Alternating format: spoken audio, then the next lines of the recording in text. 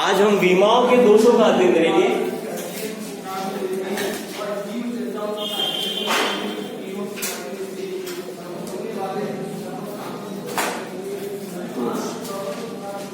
विमाओं की क्या क्या कमियां हैं, क्या क्या दोष है, उनका आज हम अध्ययन कर रहे हैं। ठीक है, देखो बेटा, सबसे पहला दोष इसका ये है कि आपने देखा है, आपने विमाओं के उपयोग किए, चारों उपयोगों का आपने अध्ययन किया है। पहले उपयोग को क्या करते हो आप, एक मापन की पद्धति को दूसरे मापन की पद्धति में परिवर्तित करते हो। ठीक है, किसी भौतिक राशि को एक मापन की पद्धति से दूसरे मापन की पद्धति में परिवर्तित करते हो। अच्छा, विमाओं के दूसरे उपयोग में आप क्या करते थे? हाँ, समीकरण के सत्यता की जांच करते थे। दूसरे समीकरण में आप क्या करते थे? समीकरण के सत्यता की जांच करते थे कि जो समीकरण है उसके दोनों पक्षों की जो विमाएं हैं वो विमाएं समान होनी चाहिए, तभी वो समीकरण क्या है? सत्य है, अन्यथा वो समीकरण क्या रहेगा बेटा? असत्य रहेगा। अच्छा, तीसरी बात करते थे, तीसरे में क्या करते थे? हाँ, देखो विमाओं में क्या होता है, जिन भौतिक राशियों की विमाएं समान होती है, सिर्फ उन्हीं भौतिक राशियों की विमाओं के मध्य योग अथवा घटाव होता है। आई बात समझ में? अर्थात यदि किसी समीकरण के अंदर आपको भौतिक राशियां दे रखी है और उनके मध्य में योग हो रहा है या घटाव हो रहा है, इसका अर्थ क्या है? उन भौतिक राशियों की विमाएं क्या है बेटा? समान है, इसी के कारण उनके मध्य योग अथवा घटाव होता है। इसके बाद में चौथी जो अंतिम अपन ने विमाओं का उपयोग करा, तो उसमें क्या किया बेटा? हाँ, विमाओं की सहायता से सूत्र का निर्माण आप किस प्रकार से कर सकते हो उसका आपने अध्ययन किया था। आज अपन पढ़ेंगे विमाओं के दोषों के बारे में। ठीक है, अब देखो बेटा, विमाओं की क्या क्या कमी थी। विमाओं की पहली कमी तो ये थी कि आप विमाओं की सहायता से किसी भी सूत्र के नियतांक का मान ज्ञात नहीं कर सकते। आपने देखो बेटा, मैंने कल सूत्र बताया था आपको, टी बराबर क्या था? के रूट क्या था बेटा? एल अपॉन जी, के अंडर रूट एल अपॉन जी। आवर्त का बराबर बताया था बेटा, आवर्त का टी बराबर था कैपिटल के अंडर रूट एल अपॉन जी। अब देखो यहाँ पर आप के का मान निकाल सकते हो क्या विमाओं की सहायता से? नहीं निकाल सकते। विमाओं की सहायता से आप सूत्र निकाल सकते हो, लेकिन विमाओं की सहायता से आप किसी सूत्र के नियतांक का मान ज्ञात नहीं कर सकते। तो इसका पहला दोष तो ये है कि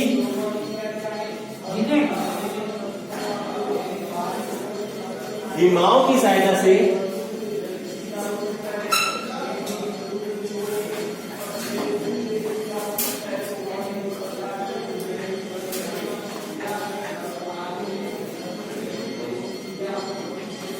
किसी सूत्र के नियतांक का मान ज्ञात नहीं किया जा सकता, का मान ज्ञात नहीं कर सकते।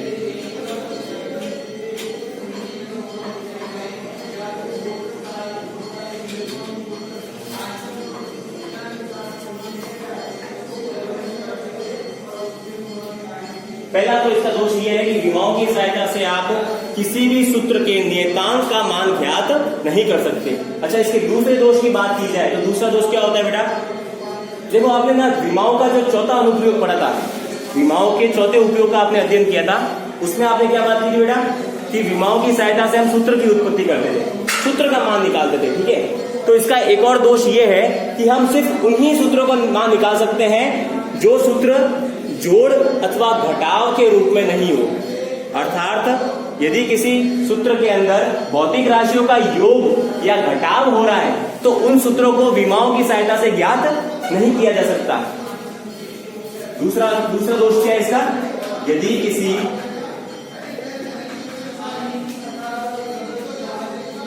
सूत्र में भौतिक राशियों के मध्य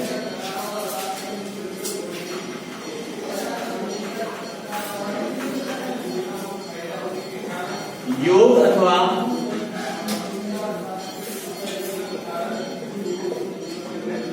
घटाव हो रहा हो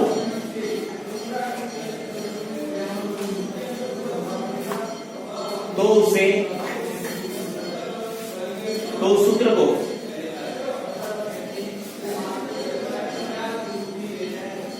विमाओं की सहायता से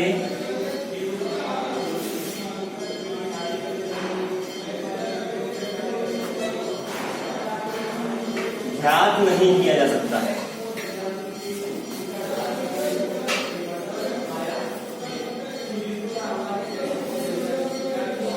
यदि किसी सूत्र के अंदर भौतिक राशियों के मध्य योग हो रहा है, मतलब जुड़ रही है भौतिक राशियां, या घटाव हो रहा है मतलब बाकी हो रही है, तो उन्हें उस सूत्र को अपन विमाओं की सहायता से ज्ञात नहीं कर सकते। जैसे एग्जांपल देख लो बेटा, जैसे v बराबर क्या है u प्लस एटी, तो यहाँ पर क्या हो रहा है, u है प्रारंभिक वेग और at क्या है, a है त्वरण और t क्या है बेटा समय। तो इन दोनों के मध्य बेटा क्या हो रहा है, योग हो रहा है। क्या हो रहा है बेटा, योग हो रहा है। तो इससे इस सूत्र को अपन विमाओं की सहायता से ज्ञात नहीं कर सकते। आई बात समझ में? ठीक है, एग्जाम्पल लिख सकते हो, v बराबर u प्लस एटी को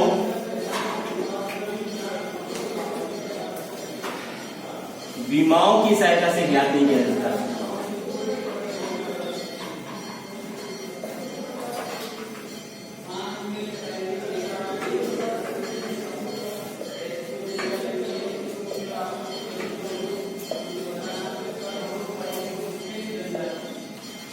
विमाओं की सहायता से ज्ञात नहीं कर सकते। ठीक है, यहां तक किसी को कोई समस्या बेटा? नहीं, चलो। अच्छा, इसके बाद अपन बात करेंगे विमाओं के तीसरे दोष का। देखेंगे बेटा, ध्यान दें। देखो, विमाओं के तीसरे दोष के अंदर क्या होता है, यदि किसी भौतिक राशि में, यदि कोई भौतिक राशि है वो 3 मूल राशियों से अधिक मूल राशियों पर निर्भर करती है। 3 मूल राशियां कौन सी? लंबाई, द्रव्यमान और समय। यदि कोई भौतिक राशि 3 मूल राशियां लंबाई, द्रव्यमान और समय, इन 3 मूल राशियों से अधिक मूल राशियों पर निर्भर करती है, तो उस भौतिक राशि का से जो बनने वाला सूत्र होगा, उस सूत्र को विमाओं की सहायता से ज्ञात नहीं किया जा सकता। आई बात समझ में? यदि कोई भौतिक राशि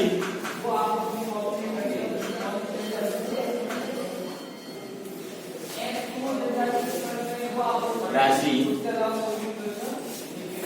3 से अधिक मूल राशियों पर निर्भर करती है,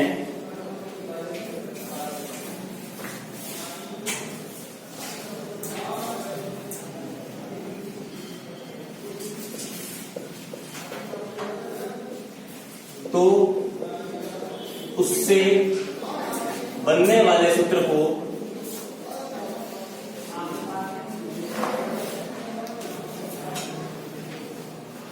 विमाओं की सहायता से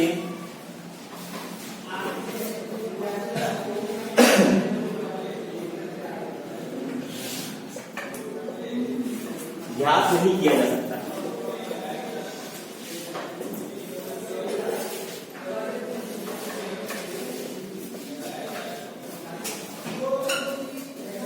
यदि कोई भौतिक राशि है वो 3 से अधिक मूल राशियों पर निर्भर करती है। अच्छा, ये 3 मूल राशियां कौन कौन सी बताए? लंबाई, द्रव्यमान और समय। ठीक है, सिर्फ 3 मूल राशियां हैं, उसी पर निर्भर करनी चाहिए। कौन सी बेटा? लंबाई, द्रव्यमान और समय। तो यदि कोई भौतिक राशि है वो 3 से अधिक मूल राशियों पर निर्भर करती है, तो उस भौतिक राशि से जो बनने वाला सूत्र होगा, उस सूत्र को विमाओं की सहायता से ज्ञात नहीं कर सकते। आई बात समझ में? तो इस प्रकार से विमाओं के 3 दोषों का हम अध्ययन करते हैं। ठीक है, इसी के साथ में आपका विमाओं वाला टॉपिक खत्म हो गया। आज अपन नए टॉपिक का अध्ययन करेंगे जिसका नाम है त्रुटि। क्या बेटा है? त्रुटि।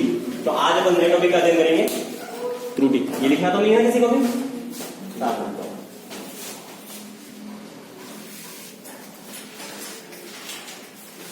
नया टॉपिक अध्ययन करेंगे बेटा त्रुटि।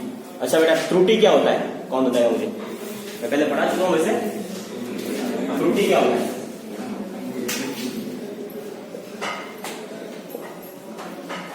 जिसे इंग्लिश में बोलते हैं एरर। देखो, त्रुटि की परिभाषा क्या होती है?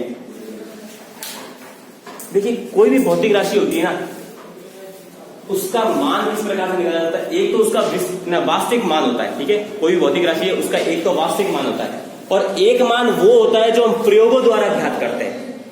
किसी भी भौतिक राशि के 2 मान होते हैं, एक तो वास्तविक मान है उसका, ठीक है, और एक मान वो है जो हम प्रयोगों द्वारा ज्ञात करते हैं। जैसे मान लिया कि जैसे ये पेन है, इसका वास्तविक मान मैंने मान लिया कि 10 सेंटीमीटर की पेन है। कितने सेंटीमीटर की बेटा? इसकी लंबाई कितनी है? 10 सेंटीमीटर लंबाई है। ठीक है, और अगर मैं प्रयोगों द्वारा इसको मापूं तो मैंने क्या लिया? एक स्केल ले ली। स्केल की सहायता से इस पेन को मापने की कोशिश की। ठीक है, तो ये मैंने प्रयोगों द्वारा मापा, और हो सकता है मैंने जो प्रयोग किया है उसमें जो इसका मान वास्तविक मान है उसके मान से इसका दूसरा जो प्रयोग करके जो मान निकालेंगे वो मान अलग आ सकता है ना बेटा। ठीक है, हो सकता है कि जैसे इसका मान है 10 सेंटीमीटर और जब मैंने स्केल से मापा तो इसका मान 9.8 सेंटीमीटर आ गया, 9.5 सेंटीमीटर आ गया। ठीक है, या फिर कभी हो सकता है 10.5 सेंटीमीटर आ सकता है। तो इसके मान में जो अंतर आया ना, ये अंतर ही क्या कहलाता है बेटा? त्रुटि कहलाता है। ये अंतर क्या कहलाता है हमारे? त्रुटि। ठीक है, तो त्रुटि कैसे कहते हैं? वास्तविक मान, किसी भी भौतिक राशि के वास्तविक मान और मापित मान, जो मान मापते हैं, ठीक है, वास्तविक मान उस भौतिक राशि का फिक्स मान होगा, वास्तविक मान। ठीक है, और मापित मान जो मान मापते हैं, तो उन मापों के मध्य का जो अंतर होता है उस अंतर को हम क्या कहते हैं बेटा? त्रुटि कहते हैं। किसी भौतिक राशि के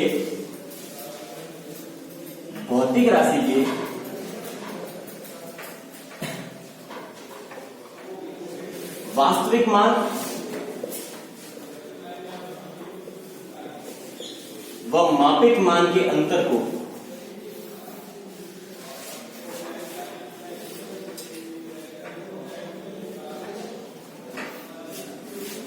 उस भौतिक राशि की त्रुटि कहते हैं।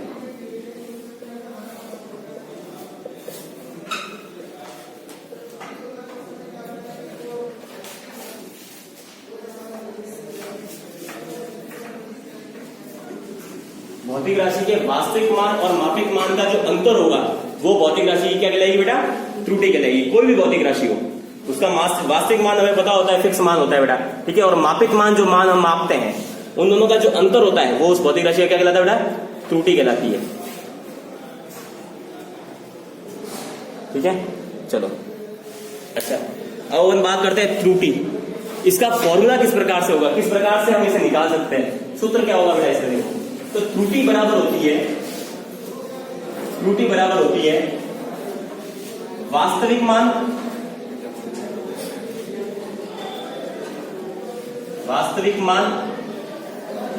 माइनस मापित मान। त्रुटि किसके बराबर होगी? वास्तविक मान और मापित मान के अंतर के बराबर होगी, है ना। अच्छा, हमेशा एक चीज आपको ध्यान रखनी है कि त्रुटि का मान हमेशा धनात्मक रहता है, कभी ऋणात्मक नहीं होता। त्रुटि जो एरर निकलेगी ना उसका मान हमेशा क्या रहेगा बेटा? धनात्मक रहेगा, कभी भी ऋणात्मक नहीं होता। इसीलिए इसे मॉडुलस के अंदर लिखा जाता है। किसमें लिखते हैं बेटा? मॉडुलस के अंदर। ये जो दोनों लाइनें लगा रखी है ना मैंने साइड में, इसको क्या बोलते हैं? मॉडुलस बोलते हैं। क्या बोलते हैं बेटा? मॉडुलस। तो त्रुटि का मान हमेशा क्या रहेगा? धनात्मक रहेगा। जैसे समय है, समय अपन कहते हैं कि 4 सेकंड हुए, ठीक है, कितना टाइम हुआ है कि 4 सेकंड हुए, तो 4 सेकंड की जगह अपन -4 सेकंड बोलते हैं क्या कभी?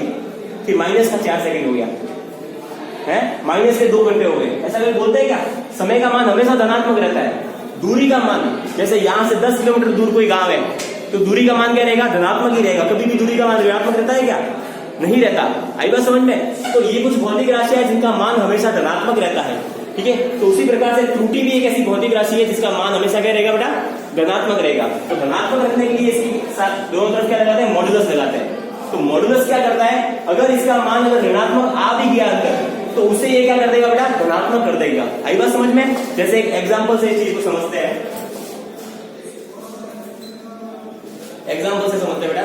माना कोई गुरुत्वीय त्वरण, तो आपको पता है ना गुरुत्वीय त्वरण का मान कितना होता है, ठीक है।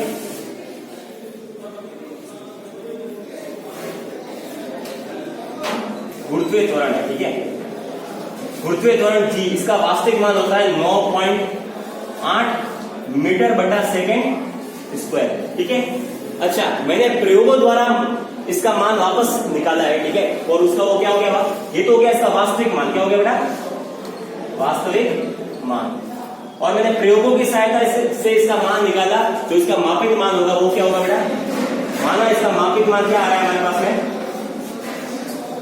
मापित मान क्या है? 10 मीटर बटा सेकेंड स्क्वायर। तो इसकी त्रुटि कैसे निकलेगी? ठीक है, तो इसकी त्रुटि निकालेंगे बेटा। देखा, त्रुटि बराबर क्या होगा? वास्तविक मान कितना है बेटा? 9.8 मीटर बटा सेकेंड स्क्वायर, तो 9.8 लिख लूं मैं, माइनस मापित मान कितना आया हमारे? 10 आया मापित मान, ठीक है, तो 10 लगा दिया और इसको लिख दिया मॉडुलस के अंदर। अच्छा, 9.8 में से 10 जाते हैं, पीछे कितना रहता है? माइनस का 2 कितना रहेगा माइनस का 0.2 तो बराबर क्या आ जाएगा माइनस का 0.2 इसको लगा दिया मॉडुलस के अंदर। अच्छा मॉडुलस के अंदर कोई संख्या आती है तो उसका मान हमेशा क्या रहता है बेटा धनात्मक रहता है तो यहाँ पर क्या हो जाएगा माइनस क्या हो जाएगा ये मॉडुलस हजम कर लेगा ठीक है तो क्या रहेगा हमारे पास में 0.2 तो त्रुटि कितना आ गया 0.2 आ गया। आई बात समझ में इस प्रकार से ये मॉडुलस कार्य करता है ठीक है। कोई समस्या आया था किसी को? हाँ तो इसके बाद में अपन अध्ययन करेंगे बेटा शुद्धता का। शुद्धता क्या होती है ठीक है ध्यान दें शुद्धता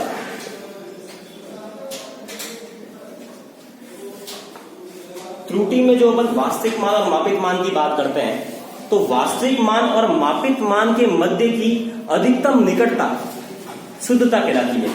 शुद्धता किसे कहते हैं वास्तविक मान तथा मापित मान के मध्य की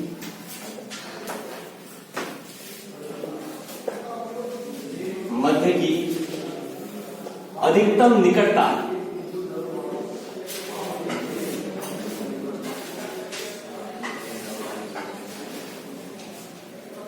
शुद्धता कहलाती है।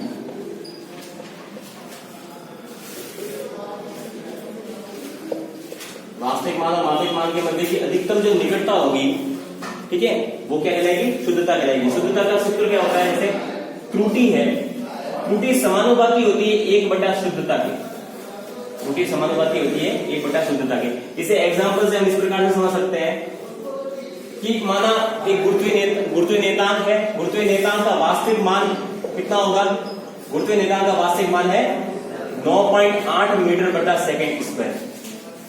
अच्छा मैंने इस मान को गुरुत्वीय नेतांक को दो अलग अलग प्रयोगों से उसका मापित मान निकाला है ठीक है। गुरुत्वीय नेतांक का दो अलग अलग प्रयोगों से मापित मान निकाला। पहले प्रयोग से जो मापित मान निकाला उसका मान था पहले प्रयोग से जो मापित मान निकाला उसका मान कितना है 10 मीटर/सेकंड स्क्वायर। और दूसरे प्रयोग से जो इसका मापित मान निकाला उसका मान होगा मान लिया उसका मान कितना आ रहा है 10.5 मीटर/सेकंड स्क्वायर ठीक है। तो इसके लिए त्रुटि किस प्रकार से होगी देखिए। पहले प्रयोग की बात करेंगे तो पहले प्रयोग के लिए त्रुटि कैसे होगी? त्रुटि बराबर होगी वास्तविक माइनस मापित। वास्तविक मान कितना है 9.8 माइनस मापित मान कितना है 10 को मॉड्यूलस के अंदर लिख दिया तो अंतर क्या आ रहा है दोनों का 0.2। मॉड्यूलस के अंदर माइनस का है तो ये क्या हो जाएगा प्लस का हो जाएगा 0.2 हो जाएगा ठीक है। तो पहली त्रुटि के अंदर जो पहला मापित मान है उसको लेने पर त्रुटि आ रही है 0.2। अच्छा दूसरा मापित मान लेंगे तो त्रुटि किस प्रकार से आएगी? त्रुटि बराबर हो जाएगी वास्तविक मान 9.8 माइनस मापित मान 10.5। इसका अंतर लिखेंगे तो क्या आएगा अंतर माइनस का 0.7 आ जाएगा जिसको मॉड्यूलस के अंदर लिख दिया जाएगा। तो माइनस का 0.7 है तो मॉड्यूलस से बाहर लेके जाएंगे तो क्या हो जाएगा प्लस हो जाएगा प्लस का 0.7। तो यहाँ पर अगर आप ध्यान देंगे तो त्रुटि में क्या है वास्तविक मान और मापित मान के मध्य की जो निकटता है वो यहाँ पर न्यूनतम निकटता है। यहाँ पर 0.2 आ रहा है दोनों के मध्य का अंतर और यहाँ पर 0.7 आ रहा है। 0.2 0.7 की तुलना में कम होता है इसलिए हम कह सकते हैं कि 9.8 और 10 के मध्य का जो अंतर है वो न्यूनतम है और 9.8 और 10.5 के मध्य का जो अंतर है वो 0.7 वो क्या है अधिकतम है। इसलिए कह सकते हैं कि ये अधिक शुद्ध राशि होगी। ये जो मापित मान आएगा 10 जो मापित मान आ रहा है वो क्या है अधिक शुद्ध मान आएगा। इस प्रकार से हम शुद्धता को ज्ञात कर सकते हैं ठीक है। धन्यवाद।